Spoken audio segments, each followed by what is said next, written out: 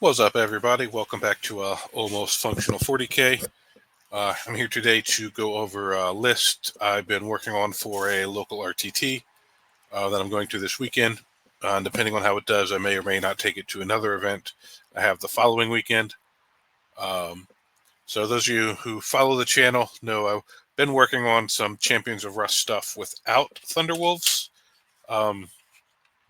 But I've been playing a bunch of games into like Star Shatter Necrons with C-Tans that half damage. And now that Eldar are popular, I'm expecting to see avatars and stuff like that again. And just the Blade Guard, all that stuff that I was, the Land Raider with the Flamestorm cannons, they're all 2 damage. And into that stuff, they're just very inefficient. And I was finding having a little issue dealing with that stuff without the Thunderwolves, because the Thunderwolves get +1 damage, which gets around half damage, although it does not get around -1 damage. Um, so we've covered that on the channel before. It's weird how the interactions with that work, but you just go to the rule book and modifiers, and just in the order that they're applied, +1 comes after half damage. So that helps with C-Tans and stuff. So I did have been putting some Thunderwolves back in my list and liking the results I'm getting. It's not all Thunderwolves. I'm not running the 3 squads, but that being said, let's go ahead and look at some lists. These are the 2 lists I've been playing around with. The first one was COR with Thunderwolves, which I really liked. It was doing pretty good. It's Herald, Logan on foot, Ragnar, Ulrich. Those are the named characters. And then we had 2 battle leaders on Thunderwolf and a Wolf Lord on Thunderwolf, who I was giving the Black Death. All these characters here had shield and hammer. Then I had 6 Blade Guard to run with Ragnar, 3 Inceptors with Plasma for mission play, 5 Infiltrators, 5 Scouts. Those who know, I like to leave my Infiltrators to protect my backfield and help deny enemies being able to come back there and do a lot of secondaries. Because if you stop people coming back there, it really hurts them on their secondary game. Scouts for infiltrating, some mission play, trading piece. 10 Wolf Guard to run with Ulrich. I was running 3 Outriders, 2 6-man units of Wolves, an Impulsor for Ragnar and his Blade Guard, and a Rhino for Ulrich and his Wolf Guard. This list I had some real good success with it. Never got to take it to any events, but lots of playtesting with it, and I really, really enjoyed it. I did find that sometimes if I wanted to send both Wolf units early, it sucked that they both didn't have Advance and Charge. And then it just really didn't have any shooting, which you can have success without, isn't necessarily needed. But I just felt like it was a good list, but it wasn't quite exactly where I wanted it to. Ulrich's list unit never quite did what I hoped they would. Ragnar's unit did most of the time, but occasionally they would come up short, just with only being strength 5. And if you have the advance and charge unlocked, then you can't have the lance unlocked until someone achieves that saga. So early in the game, getting them in places into really tough stuff, sometimes they'd bounce a little more than I wanted, without having to spend 2 CP to put them in the extra saga and do the thing. So I ended up coming up with another list, which is in Thunderlance instead of Champions of Rust, to make the wolves faster and have access to the -1 to hit, -1 to wound.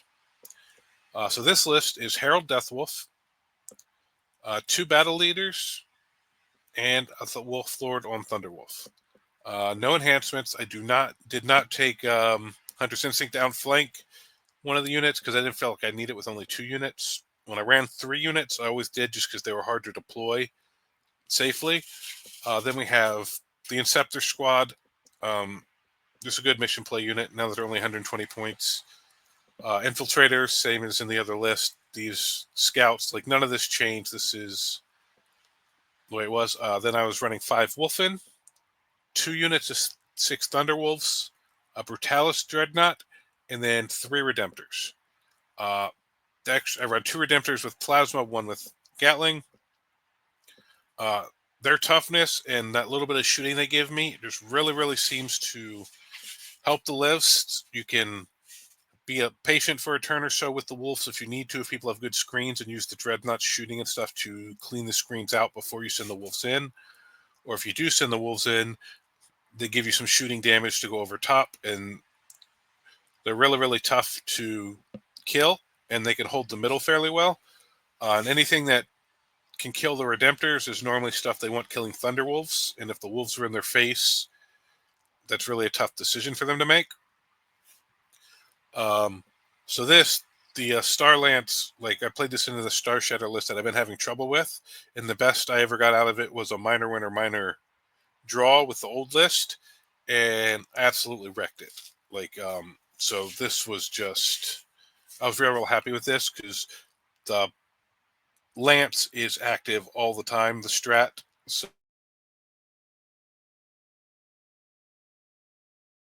to trigger sagas and stuff. This list, combat-wise, slightly less damage than Champions of Rust because you don't have the sustained and stuff, but more reliable speed. You can't get the +1 to wound. It does lack the ability to pump the AP up on some of this stuff, which hurts a little bit, but I find it plays the mission really well. But I actually ended up tweaking this list before the tournament, so I ended up dropping the Brutalis and the Wolfen, because Brutalis just really, I have one I converted really well. I think he's really cool, so I wanted to try to get him in the list, but this doesn't do what I need. He doesn't really have enough shooting to be worth sitting behind the Wolves, and getting him in with the Wolves just isn't super reliable. And then the Wolfen, I tried them out, but just the 0 OC, they can run out and kill something, but then they can't hold the point. They can't do actions. I found myself being down on Wolfen. So what I ended up adding in was, where are they? Assault Intercessors with Jump Pack, 2 units, and what else was it? All right, let's see. How did I do this list?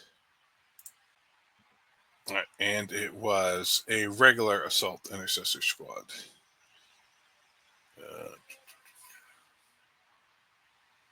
Where are regular Assault Intercessors? Oh, am I in the battle line? All right, so this gives me 1 battle line unit, just in case you get raised banners or anything weird like that. Then we'll go ahead and give him Power Fist. And in the Assault Intercessors, I'll also give their sergeants Power Fists. I'll give the one a Plasma Pistol. And in the other squad, just because this is the way I have them set up, I'll give one of the regular guys the Plasma Pistol. I need to convert 2 more so I can have a sergeant and a guy in both squads, but I was only running a 5-man for a while, so I just converted that one to do it, and the other 5-man I really hadn't been running, or occasionally I would run as a 10-man.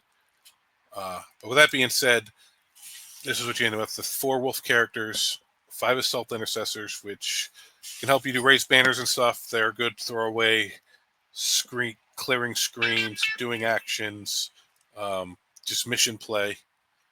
Same with both assault intercessor with jump packs. They're just mostly mission play, clear some little screens. Inceptors drop in, help with containments behind enemy lines. Infiltrators hold your backfield for the most part.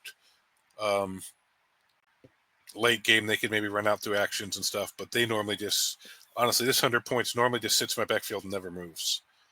Scouts, early game mission play. I normally scout them right toward the middle.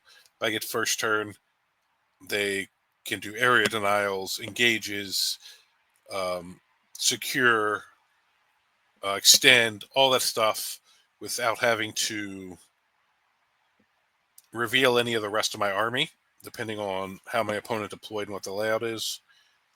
6 Thunderwolf Cav. Honestly, that's the meat of the list, the jail of the list.